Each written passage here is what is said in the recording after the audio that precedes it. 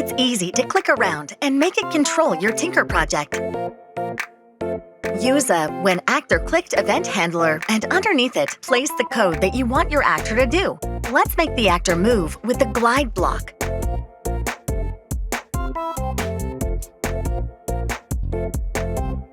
Then, when you run your program, you decide when you want your actor to run the code.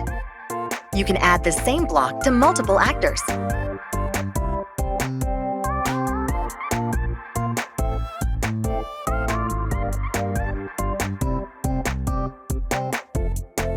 And click on the actors in any order you want.